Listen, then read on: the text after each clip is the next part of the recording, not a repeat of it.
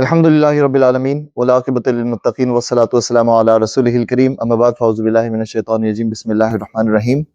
سب سے پہلے تو الحمدللہ ثم الحمدللہ اللہ سبحانہ وتعالیٰ نے آج ہمیں پھر سے زندگی سے سلامتی کے ساتھ موقع دیا کہ ہم قرآن کو سیکھ رہے ہیں، سمجھ رہے ہیں، قرآن پہ تدبر کر رہے ہیں اور اپنے زندگیوں کو قرآن کے مطابق ڈھالنے کی کوشش کر رہے ہیں۔ یہ جو شروع میں جو یہ میں بات کرتا ہوں نا، یہ بڑی امپورٹنٹ ہوتی ہے کہ اگر ہم پچھلے وینسڈے سے آج اس وینسڈے پہ بیٹھ گئے تو یہ کتنی بڑی اللہ تعالیٰ کی نعمت ہے۔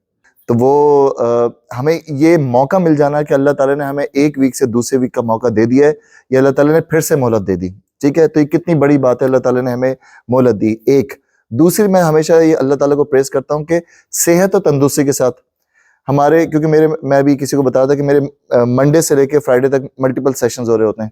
ہمارے کچھ بھائی جو ہیں وہ اب نہیں آ سکتے سیشنز میں کیونکہ ان کی علالت کی وجہ سے ہاسپٹل اور یہ سارے مسائل۔ تو کتنی اللہ تعالیٰ کی نعمت ہے کہ ہمیں صحت ہے اور ہم بیٹھے ہوئے ہیں۔ اور تیسری سب سے بڑی بات کہ اللہ تعالیٰ نے آپ کو چوز کیا ہے قرآن کو سیکھنے کے لیے، ورنہ اللہ تعالیٰ اور بھی بہت سارے لوگوں کے ساتھ اللہ تعالیٰ جو ہیں معاملات رکھتے ہیں، لیکن بہت سارے لوگوں کے اندر یہ ایبلٹی نہیں ہوتی کہ وہ قرآن کو سیکھ سکیں۔ تو اللہ تعالیٰ کی بڑی نعمت ہے۔ تو اس چیز کو ہمیشہ سیشن ابھی ہم شروع کرتے ہیں، لیکن اللہ تعالیٰ کی ہمیشہ پریز کیا کریں کہ اللہ تعالیٰ آپ کو بار بار موقع دے رہا ہے، اور کیا موقع دے رہا ہے کہ قرآن کو سیکھ لو، سمجھ لو۔ قرآن ہی تمہاری گائیڈ بک ہے، قرآن از دی اونلی گائیڈ بک جو ہمارے پاس ہے، اسی کو ہم نے سیکھنا ہے۔ لیکن انفارچونیٹلی ایک مسئلہ ہو گیا۔ کیا مسئلہ ہو گیا؟ عربی میں آ گئی۔ اب وہ عربی جو آ گئی، اور عربی ہماری لینگویج نہیں ہے، ہم اللہ تعالیٰ سے جا کے غفار بھائی یہ نہیں کہہ سکتے کہ یہ عربی نان عرب میں کیوں پیدا کر دیا بھائی ہمیں۔ اللہ تعالیٰ کہیں گے ہم نے تمہیں پیدا کیا، تمہارا کام تھا سیکھنے کے لیے۔ تو یہ سیشن سے ہوتا یہ ہے کہ ہم ایک موقع ہمیں ملتا ہے کہ ہم قرآن کو اپنی لینگویج میں سیکھ سکیں۔ اس جرنی کو ہم لے کے چلے اور ہم پہنچے تھے پچھلے سیشن تک سورۃ العلق، اقرأ بسم ربک الذی خلق کے والی سورت تک ہم سورۃ العلق تک پہنچے تھے۔ اور پچھلے ویک ہم نے ریویژن بھی کیا تھا، ہم نے ساری سورتوں کا ریویژن کیا تھا۔ پھر پچھلے ویک کی میں نے آپ کے ساتھ ٹریلر دیا تھا آپ کو کہ ہم جو اب نئی سورہ شروع کریں گے وہ فیمس سورہ ہے سورۃ العلق۔ سورۃ العلق انشاءاللہ سورۃ التین ہم شروع کریں گے انشاءاللہ، اور وہ ہم آج انشاءاللہ شروع کریں گے۔ پچھلے سیشن میں نے آپ کے ساتھ ڈسکس کر لیا تھا کہ اس سورت میں کیا کیا امپورٹنٹ چیزیں آئیں گی۔ پہلے اس کی تلاوت کر لیتے ہیں اور تلاوت کے بعد پھر انشاءاللہ اس سورہ کو شروع کرتے ہیں۔ اعوذ باللہ من الشیطان الرجیم، بسم اللہ الرحمن الرحیم، والتین والزیتون وطور سینین وهذا البلد الامین، لقد خلقنا الانسان فی احسن تقویم، ثم رددناه اسفل سافلین، الا الذین آمنوا وعملوا الصالحات فلهم اجر غیر ممنون، فما يكذبك بعد بالدین، الیس اللہ باحکم الحاکمین۔ صدق اللہ العظیم و صدق رسولہ النبی الکریم۔ اس کا ترجمہ ہم پڑھ لیتے ہیں۔ قسم ہے انجیر اور زیتون کی، وطور سینین اور طور سینہ کی، وہذا البلد الامین اور اس پرامن شہر مکہ کی۔ ہم نے انسان کو بہترین ساخت پر پیدا کیا، پھر اسے الٹا پھیر کر ہم نے سب نیچوں سے نیچ کر دیا، سوائے ان لوگوں کے جو ایمان لائے اور نیک عمل کرتے رہے کہ ان کے لیے کبھی نہ ختم ہونے والا اجر ہے۔ پس اے نبی صلی اللہ علیہ وسلم، اس کے بعد کون جزا اور سزا کے معاملے میں تم کو جھٹلا سکتا ہے؟ کیا اللہ سب حاکموں سے بڑا حاکم نہیں ہے؟ یہ وہ صورت ہے جو کہ اکثر لوگوں کو یاد ہوتی ہے، جو وہ یاد ہونے والی صورتوں میں سے پچھلی ہم نے جو صورتیں پڑھی تھیں 17 صورتیں ہم نے پڑھی تھی سورۃ الفاتحہ سے لے کر سورۃ الزلزال تک۔ تو یہ کم سے کم یہ صورتیں اکثر لوگوں کو یاد ہوتی ہیں۔ اس کے بعد سورۃ البینہ آ جاتی ہے، تھوڑی سی بڑی صورت، اکثر لوگوں کو یاد نہیں ہوتی، لیکن سورۃ القدر انا انزلناہ فی لیلۃ القدر وہ یاد ہوتی ہے اکثر لوگوں کو۔ اس کے بعد سورۃ العلق جو ہے وہ پھر کم لوگوں کو یاد ہوتی ہے، اقرأ بسم ربک الذی والی، لیکن سورۃ التین یاد ہوتی ہے اکثر لوگوں کو۔ آپ میں سے کس کس کو یاد ہے؟ یاد ہے آپ لوگوں کو؟ اب اس کی ایک ایک آیت میں چلتے ہیں۔ پچھلے ویک کے سیشن میں نے آپ کو بتایا تھا کہ یہ جو والتین اور والزیتون یہ دو فروٹس ہیں، سبزیاں ہیں، یہ کیا ڈرائی فروٹس ہیں؟ کیا ہیں یہ؟ کیا ہیں یہ ویسے بائی دا وے کس فیملی کے ہیں؟ فروٹس کی فیملی کے ہیں؟ یہ نیا سوال ہے، پچھلے ویک نہیں کیا تھا۔ تو یہ دونوں ڈرائی فروٹس ہیں۔ زیتون ڈرائی فروٹ نہیں ہے، تو پھر کیا فروٹ ہے، ویج ہے، ڈرائی فروٹ ہے؟ نہیں، لیکن ویسے یہ چیز کیا ہے؟ ڈرائی فروٹ ہے۔ وہ کہہ رہے ہیں انجیر تو انجیر ڈرائی فروٹ ہے، فروٹ ہے، فروٹ ہے تو اچھا وہ ویج میں لیتے ہیں زیتون کو، انجیر فروٹ میں آتی ہے، انجیر کیونکہ سویٹ ہے تو فروٹ میں آتی ہے. اب انجیر کو آپ اسی حالت میں کھائیں تو ویسے نارمل ہے، بنا اس کو ڈرائی کر کے کھائیں تو وہ پھر وہ ڈرائی فروٹ بن جاتا ہے. اچھا اب یہاں پہ جب بات ہو رہی ہے نا والتین اور والزیتون کی، تو یہاں پہ ہے قسم ہے انجیر اور زیتون کی. میں نے آپ کو پچھلے سیشن میں بھی بتایا تھا، یہ دکھنے میں ایسا لگتا ہے، یہ دکھنے میں ایسا لگتا ہے کہ اللہ تعالیٰ نے یہ افادیت بتائی ہے انجیر کی اور زیتون کی. ہم نے پچھلے سیشن میں پڑھا تھا کہ بہت سارے لوگ یہ سمجھتے ہیں کہ اگر اچھا مسلمان بننا ہے، اللہ تعالیٰ نے قسم کھائی نا، قسم ہے نا، نہیں دکھنے میں ایسا لگتا ہے کہ اللہ تعالیٰ نے افادیت بتائی ہے، دکھنے میں قسم کھائی. قسم اس چیز کی کھاتے ہیں نا جس کی امپورٹنس ہوتی ہے، تو اللہ تعالیٰ نے اگر ان دونوں چیزوں کی قسم کھائی ہے تو ایسا لگتا ہے اکثر لوگوں کو کہ ان دونوں چیزوں کی افادیت ہے، اور پھر لوگوں کو ایسا لگتا ہے کہ جو ان دونوں چیزوں کو کھائے گا وہ اچھا مسلمان ہوگا. تو میں نے پچھلے سیشن میں شیئر کیا تھا آپ کے ساتھ کہ مجھے پرسنلی ذاتی طور پہ زیتون کو خاص پسند نہیں ہے، ٹھیک ہے. تو ایسا نہیں ہو گیا کہ میں کوئی اچھا مسلمان نہیں ہوا.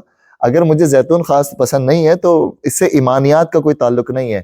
اس کا یہ نہیں ہو گیا کہ یار یہ اکثر لوگ کہہ جاتے ہیں، میں نے پچھلی دفعہ بتایا تھا کہ یار آپ زیتون نہیں کھاتے، جنت کا پھل ہے، اور یہ اپنی طرف سے ساری ہے. اللہ تعالیٰ نے جنت میں کچھ ایسے پھل بھی ہیں جو ہم نے کبھی نہیں دیکھے، کچھ دنیاوی بھی ہیں. تو یہ دونوں جو چیزیں ہیں ان کی افادیت نہیں ہے، لیکن ان کی کیا وجہ ہے وہ آج ہم پڑھتے ہیں. اس کی تفسیر میں مفسرین کے درمیان بہت اختلاف ہوا ہے. مفسرین بھی بہت سارے ہیں نا، ایک مفسر کی ہم پڑھ رہے ہیں مولانا مودودی کی، پھر مفسر ہو گئے ابن کثیر ہو گئے، پھر پرانے زمانے میں بہت سارے مفسرین گزرے ہیں جب سے قرآن کی تفاسیر لکھی جاتی ہیں. نئے زمانوں میں آ جائیں تو مولانا تقی عثمانی ہو گئے، ڈاکٹر اسرار ہو گئے، ڈاکٹر طاہر القادری ہو گئے، مینی جنہوں نے تفاسیر لکھی ہیں. ان کے درمیان کیا اختلاف ہوا ہے؟ حسن بصری، اکرمہ اور کافی سارے صحابہ کہتے ہیں کہ انجیر سے مراد یہی انجیر جو ہم کھاتے ہیں اس کی مراد ہے، اور زیتون سے بھی یہی زیتون ہے جس سے تیل نکالا جاتا ہے.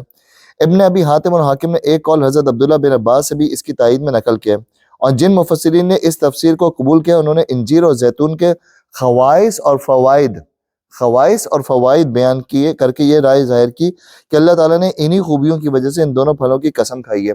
تو مفسرین میں بھی ایبیلٹی کے حساب سے کچھ مفسرین نے سوچ لیا ہے کیونکہ ان کا ذکر آ گیا ہے اور اسپیسیفکلی ذکر آ گیا تو اس کا مطلب یہ خاص چیزیں ہوں گی، اس لیے ان کا ذکر آ گیا اور اللہ تعالیٰ نے خاص چیزوں کی وجہ سے کیا ہے. تو یہ جو ہم نے پچھلی دفعہ ہم ڈسکس کرے تو اکثر مفسرین کا بھی یہی رائے رہتی ہے. لیکن ایکچولی یہ ہے کہ لیکن دو وجوہ ایسے ہیں جو یہ معنی لینے میں مانے ہیں، دو وجہیں ایسی ہیں جس کی وجہ سے ہم یہ معنی نہیں لے سکتے. کیونکہ اس سیشن میں آپ میرے پریشر کی وجہ سے یہ نہ سمجھیں کہ میں اگر کہہ رہا ہوں آپ کو کہ یہ دو فروٹس کی افادیت نہیں ہے، یہ دو الگ چیزوں کی افادیت ہے، تو یہ صرف میرے کہنے پہ نہیں، اس کے دو ریزن ہیں. ایک یہ کہ آگے طور سینا اور شہر مکہ کی قسم کھائی گئی ہے، والتین والزیتون وطور سینین وہذا البلد الامین. یہ چار آیتیں ہیں نا، تو چاروں میں اللہ تعالیٰ نے جس میں سے دو جگہوں کے نام لیے ہیں اور دو فروٹس کے نام یا فوڈ کے نام لے لیں. تو کیونکہ آگے طور سینا اور شہر مکہ کی قسم کھائی گئی ہے اور دو پھلوں کے ساتھ دو مقامات کی قسم کھانے میں کوئی مناسبت نظر نہیں آتی، کیونکہ قرآن کی ہر بات میں کوئی ڈیپ سائنس ہے، تو ایسا مطابقت نظر نہیں آتی کہ اللہ تعالیٰ نے دو تو شہروں کی قسم کھا لی اور دو فوڈ آئٹم کی قسم کھا لی، تو بیلنس کچھ نظر نہیں آتا. اس میں طور سینا اور شہر مکہ تو دلالت کرتے ہیں، لیکن یہ دو پھل اس پر دلالت نہیں کرتے. اللہ تعالیٰ نے قرآن مجید میں جہاں بھی کسی چیز کی قسم کھائی ہے اس کی عظمت یا اس کے منافع کی بنا پر نہیں کھائی، بلکہ ہر قسم اس مضمون پر دلالت کرتی ہے جو قسم کھانے کے بعد بیان کیا گیا ہے. اسے ان دونوں پھلوں کے خواص کو وجہ قسم قرار نہیں دیا جا سکتا. آپ لوگ قرآن کے مسئلہ پڑھ رہے ہیں بچپن سے، کون کون سی چیزیں جس میں اللہ تعالیٰ نے قسم کھائی ہے کچھ ذہن میں آ رہی ہیں؟ اللہ تعالیٰ نے قرآن میں قسم کن کن چیزوں کی کھائی ہے؟ کچھ آ رہا ہے ذہن میں؟ کون کون سی چیزوں کی قسم کھائی ہے؟ ایک تو بڑی فیمس ہے جو آپ اکثر پڑھتے ہوں گے نماز میں، اللہ تعالیٰ نے قسم کن کن چیزوں کی کھائی ہے؟ رات اور دن کی، ٹھیک ہے، والفجر ولیال عشر، ٹھیک ہے، اور ایک تو بہت فیمس ہے، آپ بہت پڑھتے ہیں نماز میں، زیادہ تر لوگ پڑھتے ہیں، وہ بھی ول سے شروع ہے، والعصر. کس چیز کی قسم ہے یہ؟ وقت کی قسم، زمانے کی قسم کھائی ہے نا، یہ زمانے کی قسم، وقت کی قسم کھائی ہے. اب اللہ تعالیٰ نے اب جیسے ادھر رات کی افضلیت نہیں بیان کی، دن کی افضلیت بیان نہیں کی یا ادھر وقت کی افضلیت بیان نہیں کی. اللہ تعالیٰ نے اس کے بعد والے موضوع میں بتایا ہے کہ سب لوگ خسارے میں ہیں. اس وقت بتایا کہ 10 ایسے دن 10 ایسی راتیں. تو اللہ تعالیٰ نے قرآن میں جن جن چیزوں کی قسم کھائی ہے وہ ان کی افادیت کی وجہ سے نہیں کھائی ہے, ان کے بعد جو موضوع آیا ہے اس کے اوپر وہ چیز دلالت کرتی ہے. تو اسی وجہ سے بعض دوسرے مفسرین نے تین اور زیتون سے مراد بعض مقامات لیے ہیں. تین سے مراد دمشق اور زیتون سے مراد بیت المقدس. دمشق ڈمسکس کہاں پہ ہے؟ سیریا میں. سیریا میں کون سے نبی گزرے تھے؟ کی طرف میں کون سے نبی گزرے تھے؟ ویسے بہت سارے گزرے ہیں لیکن ان میں سے بڑے والے حضرت نوح علیہ السلام کا علاقہ کہلاتا ہے نا, وہ جو آرک آف نووا جو کشتی بنائی تھی وہ اس طرف وہ کشتی بنائی تھی اور وہ آرک آف نووا حضرت نوح کا علاقہ کہلاتا ہے. اور یہ اپنا ادھر بیت المقدس والا علاقہ کس کا جی؟ اور لسٹ میں آپ پیچھے سے لے لیں تو حضرت ابراہیم سے اوپر سے شروع کریں تو حضرت ابراہیم کے بعد حضرت ابراہیم کے دو بیٹے, حضرت ابراہیم کے دو بیٹے کون سے تھے ویسے بھائی؟ اسماعیل اور یعقوب. یہ دو برانچز. اسماعیل کی نسل میں سے کوئی نبی نہیں آیا اور رسول اللہ صلی اللہ علیہ وسلم نبی آئے, اور حضرت یعقوب کی نسل میں سے نیم اٹ مطلب لسٹ آف انبیاء کرام جو ہیں وہ پھر اسی نسل میں سے. تو یہ بیت المقدس والی جگہ کس کے اوپر آ رہی ہے؟ ابراہیم علیہ السلام کی. تو یہ دو جگہیں ہو گئیں. ابن عباس کا ایک اور قول ہے کہ نقل کے کہ تین سے مراد حضرت نوح کی وہ مسجد ہے جو انہوں نے جودی پہاڑ پر بنائی تھی, اور زیتون سے مراد بیت المقدس ہے. لیکن وہ تین و زیتون کے الفاظ یہ سن کے ایک عام عرب کے ذہن میں نہیں آ سکتے, اور نہ یہ بات قرآن کے مخاطب اہل عرب میں معروف تھی کہ تین اور زیتون ان مقامات کے نام ہے. البتہ یہ طریقہ اہل عرب میں رائج تھا کہ جو پھل کسی علاقے میں کثرت سے پیدا ہوتا تھا اس علاقے کو بسا اوقات اس کے نام سے موسوم کر دیتے تھے. اب یہ طریقہ جو آج بھی ہمارے پاس ہے یہ پہلے سے ہمیشہ سے رہا ہے کہ کچھ جگہوں کو ان کی چیزوں کے نام سے مشہور کر دیتے ہیں. جیسے کہ ہم نے پہلے بھی پچھلے سیشن میں بھی ڈسکس کیا, جیسے میں نے بتایا تھا کہ فٹ بالوں کا شہر کون سا ہوگا؟ سیالکوٹ ہو گیا. آپ نے وہ کچھ بتایا مالٹو کا شہر کون سا بتایا تھا؟ لائٹو کا کراچی.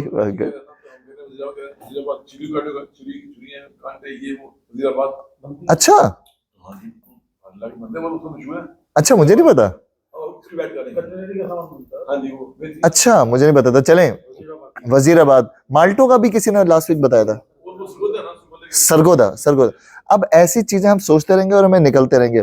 ایفل ٹاور والا شہر یہ لنڈن آئی والا شہر, ٹھیک ہے. تو اگر ہم کسی چیزوں کو یاد کریں تو اس کے شہر کے نام یاد آ جاتے ہیں.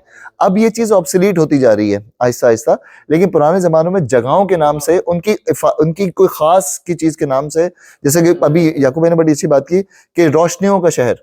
اب آپ جہاں پہ بھی جس کے سامنے بھی بولیں گے, چاہے وہ پنجاب کے کسی علاقے والا ہو یا کہیں روشنیوں کا شہر, اب بھلے اب روشنی بچی نہیں ہے ادھر, لیکن روشنیوں کے شہر سے کیا آئے گا؟ کراچی آئے گا. تو اس لیے اس وقت بھی یہی بات تھی کہ اللہ تعالیٰ نے جو وتین اور وزیتون کہا ہے, یہ دو علاقے بتائے ہیں, ایک نوح جودی پہاڑ کا علاقہ اور دوسرا بیت المقدس جو حضرت ابراہیم. تو دو انبیاء ہو گئے نوح اور ابراہیم.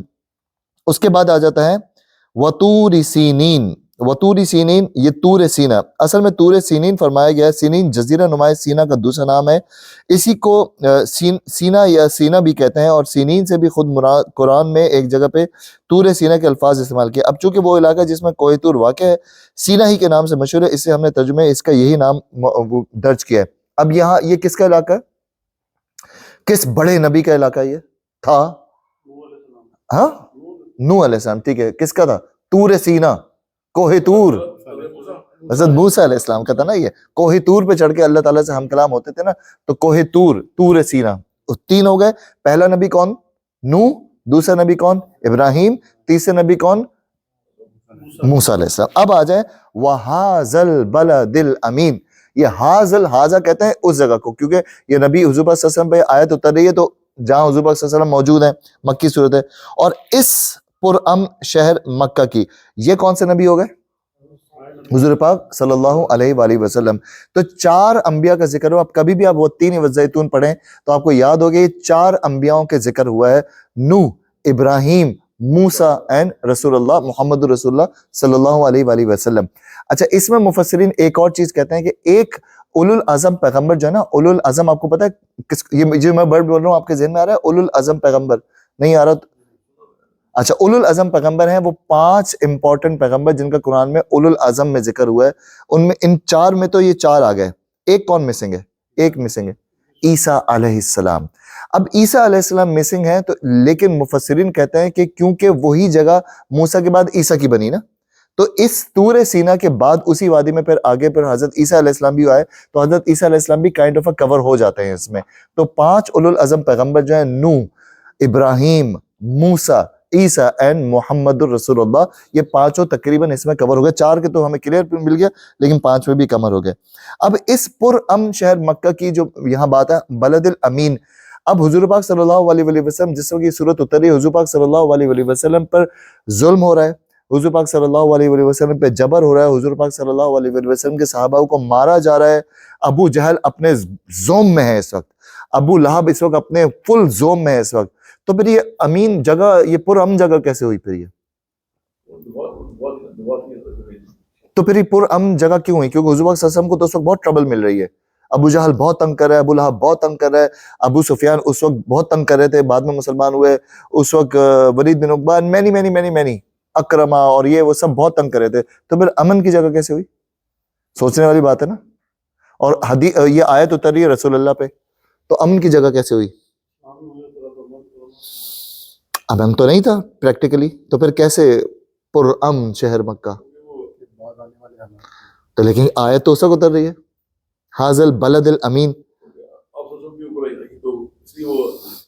نہیں یہ امن تو وہاں پہ نہیں ہے نا ابھی اس وقت، جس وقت یہ آیت آ رہی ہے، تو پھر سوچیں آپ کو کانٹیکس یاد آ جائے گا۔ اس کا کانٹیکس پچھلی صورتوں میں گزرا ہے، اور اس کا کانٹیکس گزرا ہے، آپ کو تو یاد ہوگا یار، آپ ماشاءاللہ ٹیکنیکل اسٹوڈنٹ ہیں، ماشاءاللہ آپ کو پتہ ہے، یعقوب بھائی کی نالج اس بارے میں کافی اچھی ہے، کسی ایک صورت میں ہم نے پڑھا ہے، یعقوب بھائی پہنچا دیتا ہوں آپ کو میں، امن والا شہر، تو قریب پہنچ گئے آپ، امن والا شہر کس صورت میں پڑھا ہم نے؟ بہت ہی قریب پہنچ گئے، بہت قریب پہنچ گئے۔ قریش، سورۃ قریش میں ہم نے پڑھا تھا کہ سارے قریش کو مانوس کر کے سب جگہ سے لا کے اس جگہ پہ بسا دیا، اور اس شہر کو پرامن شہر بنا دیا کہ اب اس میں تجارت، سب کی عرب کی سب سے بڑی تجارت گاہ یہی، کوئی بھی اگر کعبے کا متولی کہیں پہ آ جاتا تھا نا تو اس کو ڈاکو نہیں لوٹے تھے، ڈاکوؤں کا نظام بڑا، یہ جو لوٹنے والا جو سسٹم تھا بڑا عام تھا، لیکن اگر کوئی کعبے کا متولی یا کعبے کا قریشی کہیں سے گزرتا تھا اور وہ بتاتا تھا نا کہ انا قریش، انا قریشی، تو ایک دم سب ہٹ جاتے تھے، کیونکہ اتنا معظم وہ بنا دیا تھا، یا اتنا زیادہ ادب والی وہ جگہ ہو گئی تھی، اتنا کہ ان لوگوں کو کوئی ٹچ نہیں کرتا تھا، قریش کو کوئی ٹچ نہیں کرتا تھا، کعبے کے لوگوں کو کوئی ٹچ نہیں کرتا تھا، جہاں بے بھی حملے ہو جائیں، ابھی ہم تھوڑے سے پہلے پڑھ کے گزرے، والعادیات ضبحا فالموریات، وہ گھوڑے لے کے دوڑ جاتے تھے اور چھاپے مارتے تھے اور لوٹ لیتے تھے، لیکن مکے میں کچھ نہیں ہوتا تھا، تو یہ ایک وادی بنا دی تھی، امن کی وادی، پہلے سے ابھی بھی جو حضور پاک صلی اللہ علیہ وسلم جب ہیں یہاں پہ موجود، وادی میں امن ہے، وادی میں امن ہے، لیکن عرب میں امن نہیں تھا۔ عرب میں کیوں نہیں امن تھا؟ کیونکہ وہ قبیلے کا سسٹم نا، کہ وہ ایک دوسرے کے اوپر چھاپے مارنا، ایک دوسرے کے، ہاں وہ، لیکن عرب میں امن نہیں تھا، لیکن اس جگہ پہ امن تھا۔ تو یہ 4 جگہیں آپ کی ہو گئیں، حاذل بلد الامین، اور اس پرامن شہر مکہ کی۔ اب یہ 4 نبیوں کی 4 جگہوں کی قسم کھا کر اللہ تعالیٰ کو بات کرنے والے ہیں، اگر تو کوئی بہت بڑی بات ہوگی بھائی، 4 نبیوں کی قسم کھا لی، ان کے علاقوں کی قسم کھا لی، اس شہر کی قسم کھا لی، اور حضور پاک صلی اللہ علیہ وسلم جہاں پہ پیدا ہوئے، جیسے میں اکثر کہتا ہوں جب بھی ہم عمرے پہ جاتے ہیں نا، تو عمرے پہ لوگ کہتے ہیں کہ یار ہمارا دل تو مدینے میں لگتا ہے یار، شہر نبی مدینہ، مجھے ایسا لگتا ہے کہ مجھے پرسنلی شہر نبی جو ہے وہ مکہ لگتا ہے۔ کیوں؟ حضور پاک صلی اللہ علیہ وسلم کی زندگی کے 53 سال 53 ایئرز کہاں گزرے؟ مکے میں، پیدائش وہاں پہ، شادی وہاں پہ، بچوں کی شادیاں وہاں پہ، بڑے وہاں پہ ہوئے، بچوں کی جو تینوں بیٹوں کی قبریں وہاں پر، ان کی والدہ کی قبر وہاں پہ، ان کے والد کی قبر وہاں پہ، دادا کی قبر وہاں پہ، اپنے چچا کی قبر وہاں پہ، ہر چیز تو وہاں پہ، ہر چیز وہاں پہ گزری۔ اور اس شہر مکہ سے بھی حضور پاک صلی اللہ علیہ وسلم بائی چوائس نہیں کہتے، جیسے ہم اور آپ بائی چوائس ادھر آئے میں، حضور پاک صلی اللہ علیہ وسلم کو تو مجبور کر دیا گیا تھا کہ وہ جگہ ہجرت کرنی پڑی تھی، اور اللہ تعالیٰ کی حکمت یہ تھی کہ پھر بعد میں مدینہ بننا تھا، تو حضور پاک صلی اللہ علیہ وسلم کو بائی چوائس نہیں جانا پڑا وہاں سے، بائی مطلب سمجھے کہ सिचुएशंस ऐसी डेवलप हो गई थी कि शहर छोड़ना ही पड़ा। हुजूर पाक सल्लल्लाहु अलैहि वसल्लम कभी छोड़ना नहीं चाहते थे। जब इवन हुजूर पाक सल्लल्लाहु अलैहि वसल्लम मदीने से फतह मक्का जब हुआ ना, तो आपको पता है कि मक्के के लोगों ने क्या पूछा, मदीने के लोगों ने क्या कहा हुजूर पाक सल्लल्लाहु अलैहि वसल्लम के या रसूलल्लाह, अब तो आपका शहर फतह हो गया है, क्या आप हमें छोड़ जाएंगे? तो हुजूर पाक सल्लल्लाहु अलैहि वसल्लम ने कहा, नहीं, मैं तुम्हें छोड़ के नहीं जाऊंगा, तुम लोगों ने, अंसार ने मेरा साथ दिया है और मैं यहीं से इस्लाम बढ़ा है, मैं तुम्हारे पास ही रहूंगा और तुम्हारे साथ ही जिंदगी भर मेरी वो होगी, तदफीन भी मेरी यहीं होगी। तो हुजूर पाक सल्लल्लाहु अलैहि वसल्लम आज भी फिर मदीने में मौजूद हैं, लेकिन हुजूर पाक सल्लल्लाहु अलैहि वसल्लम का जो दिल था ना, वो था शहर मक्का से। मक्का ही में तो बड़ा आपकी अगर आप में से यहाँ भी कोई भी अगर 50 साल का बैठा है और अगर आप 50 साल किसी इलाके में रहे हैं, तो आपकी एक उनसियत, 50 क्या सर, आप 2-5 साल 10 साल किसी इलाके में रह जाएं, आपकी उनसियत उस इलाके से हो जाती है। और ये तो मैं कह रहा हूँ कि आप 2-5 साल किसी इलाके में रह जाएं और अगर वो छोटे से गांव में रह जाएं, आप लोग अगर बैक होम किसी गांव से अगर आपका ताल्लुक है, तो आपको पता है गांव का सिस्टम बिल्कुल ऐसा होता है, ये फला का घर, ये फला का घर, बाकायदा नामों से आप घरों को जानते होते हैं। तो हुजूर पाक सल्लल्लाहु अलैहि वसल्लम वो छोटी सी मक्के की वादी में रहते थे। मैं कल रात को ही जिक्र कर रहा था, चैट जीपीटी कहता है कि 100-200 घरों से ज्यादा नहीं होंगे, 100-200 घर। यहाँ मेरे ख्याल से आपकी ये जो पिंकवेल का इलाका है, इसी में कुछ 500-800 घर होंगे, इसमें 300 कुछ घर होंगे, 300 प्लस घर होंगे इतने से इस इलाके में। तो सोचें वो पूरी वादी में 100-200 से ज्यादा घर नहीं होंगे, छोटी सी जगह, और वहां पे 53 साल हुजूर पाक सल्लल्लाहु अलैहि वसल्लम के गुजरे। तो इस जगह, ये जो शहर था, शहर मक्का से हुजूर पाक सल्लल्लाहु अलैहि वसल्लम को बहुत मोहब्बत थी, उसी की अल्लाह ताला ने यहाँ पे जिक्र किया, और शहर मक्का की। अब इतनी बड़ी बात कहने के बाद अब अल्लाह ताला कह रहे हैं, 4 बड़ी कस्में खाने के बाद, बैक टू बैक 4 कस्में खाने के बाद अल्लाह ताला इरशाद फरमा रहे हैं कि लक़द खलक़नल इंसान फी अहसनी तक़वीम, हमने इंसान को बहुत बेहतरीन साख्त पर पैदा किया। ये है वो बात जिस पर इंजीर और जैतून और इलाके यानी शाम और फ़लस्तीन, कोहितूर और मक्का के शहर की कसम खाई गई। इंसान के बेहतरीन साख्त पर पैदा किए जाने का मतलब यह है कि इसको वो आला दर्जे का जिस्म अता किया गया जो किसी दूसरी जानदार मखलूक को नहीं दिया गया। इसमें कोई शक नहीं। इसे फिक्र और फहम और इल्म और अकल की वो बुलंद पाया काबिलियतें बख्शी गई जो किसी दूसरी मखलूक को नहीं बख्शी गई। इतना अकल फहम वाला कोई दूसरी मखलूक नहीं है जितना अल्लाह ताला ने इंसान को बख्शा। फिर चूंकि नूह इंसानी के इस फजल कमाल का सबसे ज्यादा बुलंद नमूना अंबिया है और किसी मखलूक के लिए इससे ऊंचा कोई मर्तबा नहीं हो सकता कि अल्लाह ताला ने इसे मनसब नबूवत अता करने के लिए मुंतखब फरमाया। अब हुजूर पाक सल्लल्लाहु अलैहि वसल्लम से पहले जितने भी अंबिया आए वो सब इंसानों में आए। आपको क्या लगता है कि जिन्नात में भी कोई नबी आए होंगे? लगता क्या है जिन्नात के अपने नबी होंगे? जिन्नात, समझ लें, जिन्नात एक ऐसी मखलूक है जिसका हिसाब किताब होना है, जिसकी जन्नत दोज़ख का हिसाब किताब होना है, जिसके गुनाह सवाब में हमारी तरह ही है, बिल्कुल ना, हमारे तरह। 2 ही मखलूक, तो 2 मखलूक हैं जिनका प्रॉपर यही सिस्टम है। तो हमारे पास तो नबी हैं, तो क्या उनके पास भी नबी होंगे? नहीं नहीं नहीं होंगे क्या लगता है? नहीं। तो यही नबी, क्या लगता है सर, होंगे? फेंक दे, कुछ भी लग जाएगा, तुक्का लग जाता है सर। क्या होंगे? एक बोलते हैं होंगे, ठीक है। जिन्नात में कोई नबी नहीं है। अल्लाह ताला ने दोनों मखलूकों के लिए सिर्फ इंसानी नबी रखे, और इसकी हमें पता चलती है कि हुजूर पाक सल्लल्लाहु अलैहि वसल्लम से जिन्नात ने कुरान सुना और फिर ईमान लाए ना। सूरतुल जिन में हम पढ़ते हैं ना, तो जिन्नात के भी अंबिया जो होते थे वो यही इंसान नबी है। आप याद कर लें, हजरत सुलेमान क्या थे? हजरत सुलेमान के पास सारे पावर थी ना, जिन्नात की सारी पावर थी, जिन्नात उनका काम कर रहे होते थे। तो क्योंकि उनके पास एबिलिटी थी टू सी द जिन, ठीक है, वो उनके कंट्रोल में थे, बाकी अंबिया के पास नहीं थे। तो सारे नबी जो आते हैं वो जिन्नात के ऊपर भी यही नबी आते हैं।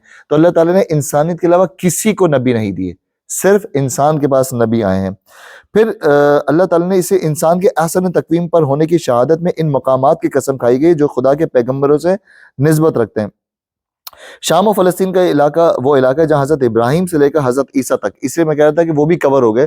हज़रत इब्राहिम से लेकर हज़रत ईसा तक बकसरत अंबिया मबूस हुए। कोहे तूर वो मकाम है जहाँ हज़रत मूसा को नबूवत अता की गई। रहा मक्का मुअज़्ज़मा तो इसकी बिना ही हज़रत इब्राहिम और हज़रत इस्माइल के हाथों पड़ी। अब ये जो मक्का है, मक्का एक्चुअली तो हज़रत इब्राहिम इस्लाम वहां से शुरू हुए ना, ऊपर से फ़लस्तीन से शुरू हुए।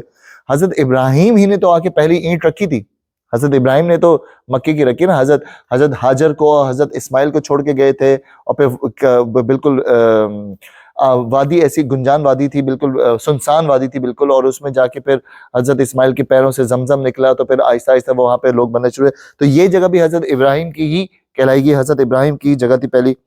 حضرت ابراہیم نے ہی دعا مانگی تھی کہ رب اجعل ھذا بلدا آمنا، جو آپ نے شروع میں کہا تھا نا کہ حضرت ابراہیم کی دعا، اے میرے رب اس کو ایک پر امن شہر بنا، سورۃ البقرہ کی آیت 126 ہے۔ اور اسی دعا کی یہ برکت تھی کہ عرب میں ہر طرف پھیلی ہوئی بدامنی کے درمیان صرف یہ ایک شہر 2500 سال سے امن کا گہوارہ بنا ہوا تھا، یہی صرف شہر جو تھا وہ امن کا گہوارہ بنا ہوا تھا۔ پس کلام کا مقصود یہ ہے کہ ہم نے نوع انسان کو ایسی بہترین ساخت پر بنایا ہے کہ اس میں نبوت جیسے عظیم مرتبے کے حامل انسان پیدا کیے۔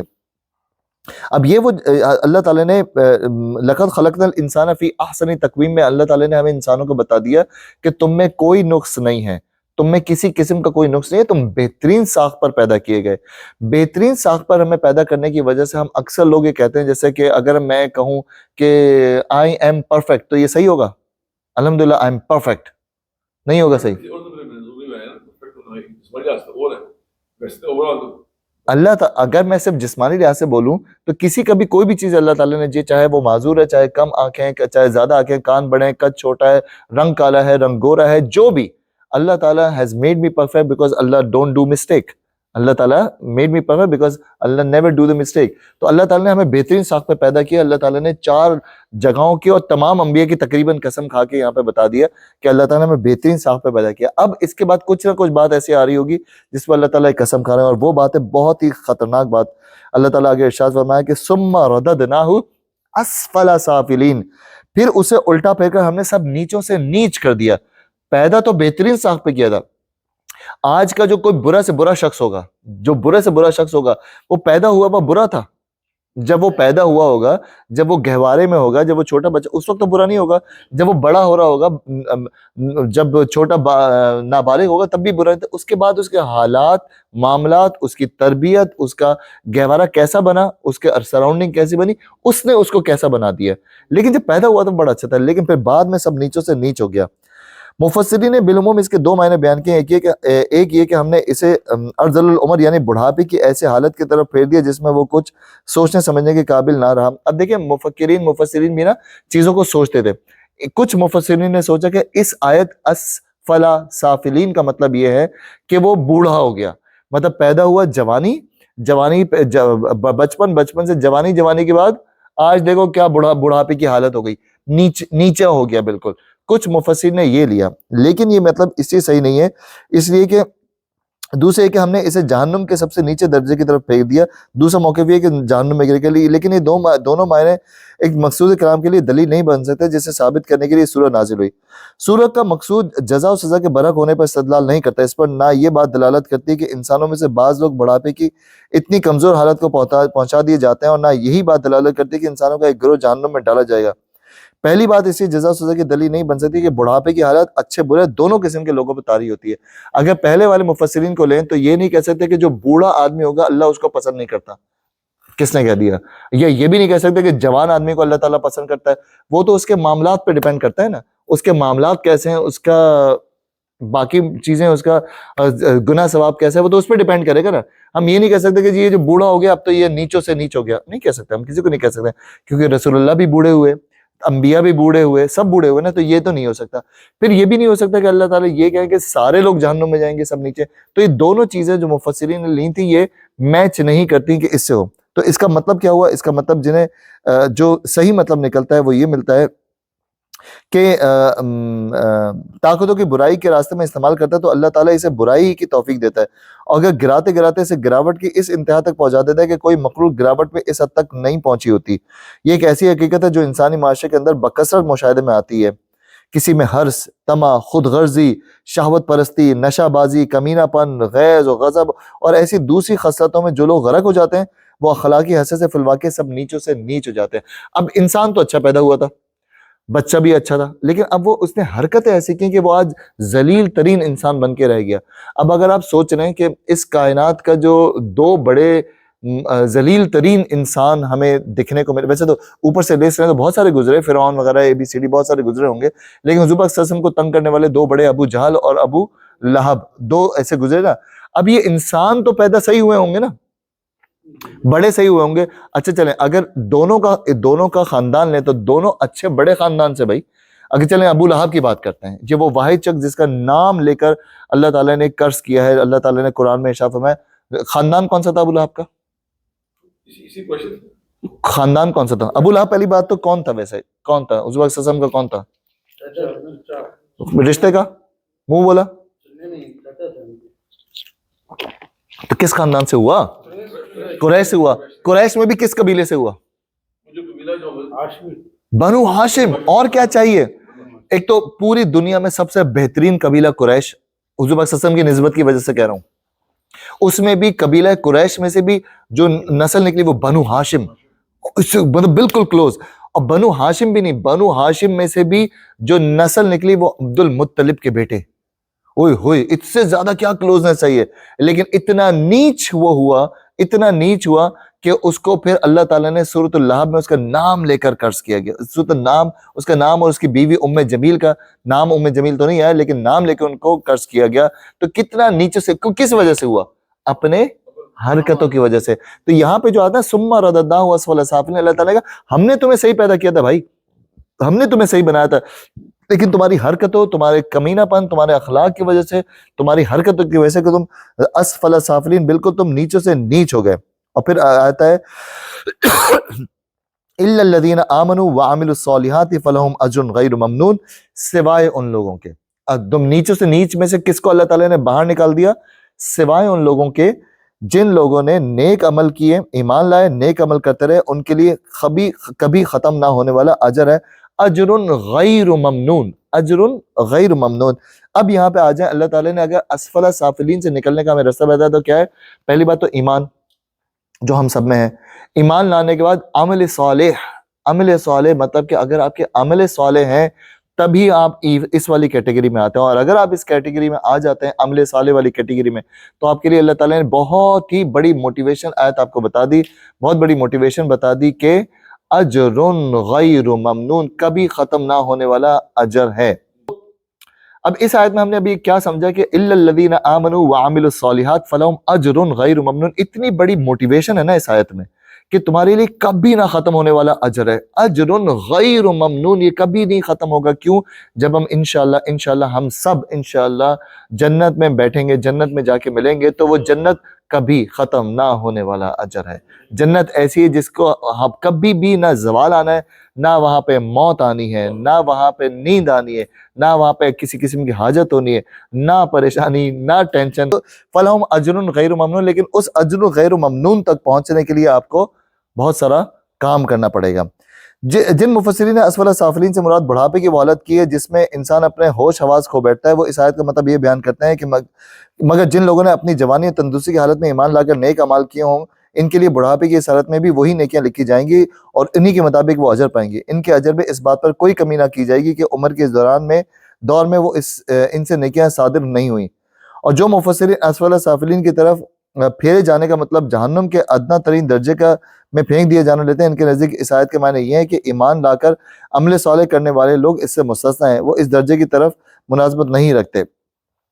لیکن یہاں پہ جو مطلب ہے، جو صحیح اس کا مطلب ہے وہ یہ ہے کہ جس طرح انسانی معاشرے میں عام مشاہدے کی بات یہ ہے کہ اخلاقی پستی میں جو گرنے والے لوگ گرتے سب نیچوں سے نیچ ہو جاتے ہیں، اسی طرح یہ بھی ہر زمانے کا مشاہدہ ہے کہ جو لوگ خدا اور آخرت اور اس رسالت پہ ایمان لائیں اور جنہوں نے اپنی زندگی عمل صالح کے سانچے میں ڈال لی، وہ اس پستی میں گرنے سے بچ جاتے ہیں. مثال کے طور پہ اگر آپ اپنے آپ کو دیکھیں، اگر آپ کی سراؤنڈنگ جو ہے نا اچھے لوگوں کے ساتھ ہے، دینی لوگوں کے ساتھ ہے، اچھے معاشرے میں آپ رہ رہے ہیں، بیوی اچھی مل گئی، آپ کو ماحول اچھا مل گیا، تو آپ کا نیچ ہونا بچ سکتا ہے. مطلب آپ کے چانسز کم ہو جاتے ہیں کہ آپ برائی میں پڑیں. اگر یہی آپ ریورس کر دیں، آپ موالیوں میں اٹھ رہے ہیں، بیٹھ رہے ہیں، آپ کا اٹھنا بیٹھنا ایسے لوگوں کے ساتھ ہے جو شرابی کبابی ہیں، آپ کا ایسے شیطان پرست لوگوں کے ساتھ، یہ ایسا ماحول آپ کا ہے، تو آپ کے چانسز کیا ہو جائیں گے؟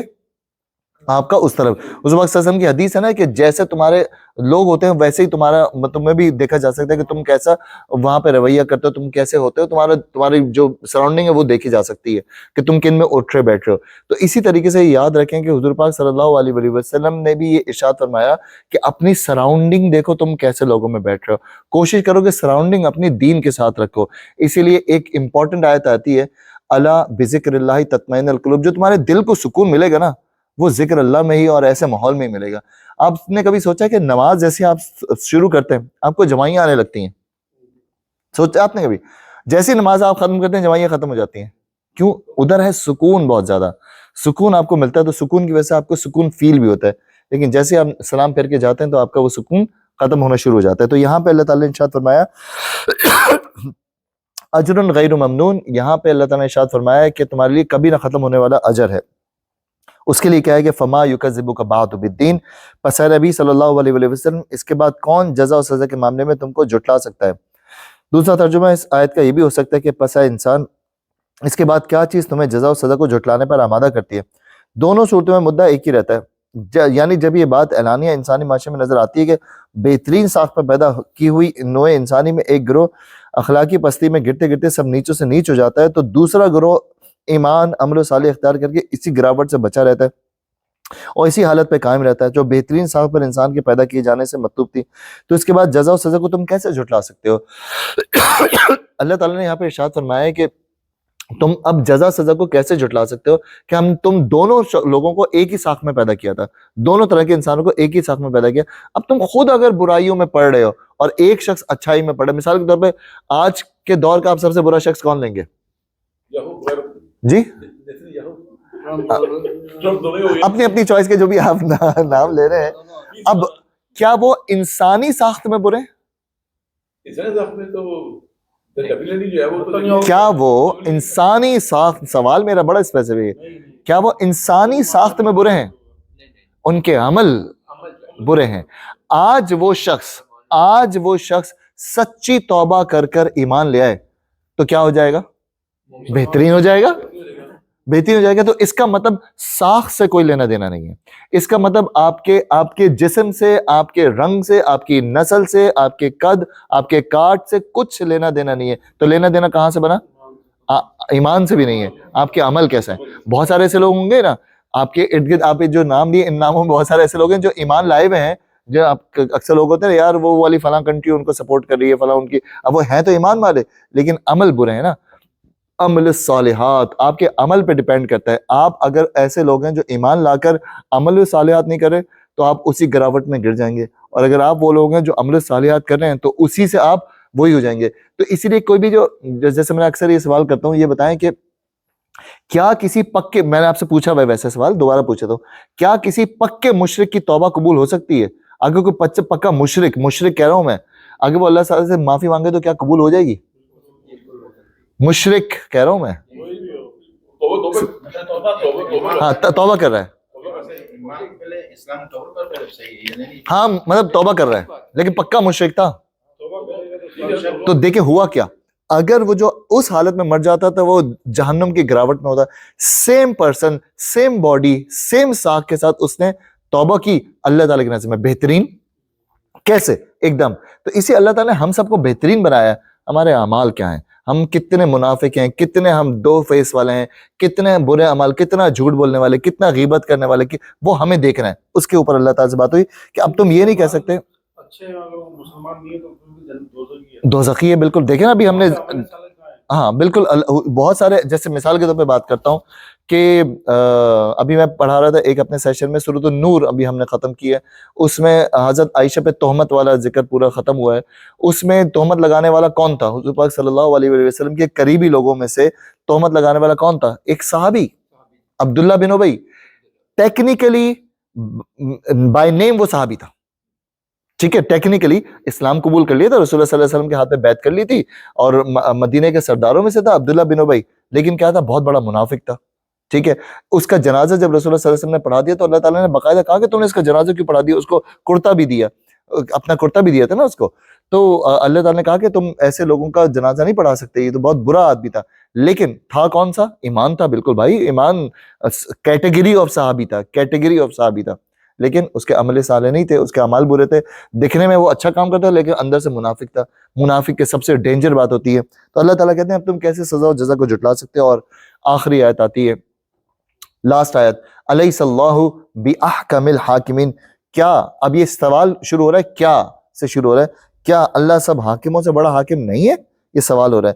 یعنی جب دنیا کے چھوٹے چھوٹے حاکموں سے بھی تم یہ چاہتے ہو اور یہی توقع رکھتے ہو کہ وہ انصاف کریں, تمہارے باسز, تمہارے سپروائزر وہ انصاف کریں, مجرموں کو سزا دیں اور اچھے کام کرنے والوں کو صلہ و انعام دیں, تو خدا کے متعلق تمہارا کیا خیال ہے کہ تم خدا کے متعلق یہ نہیں سوچتے؟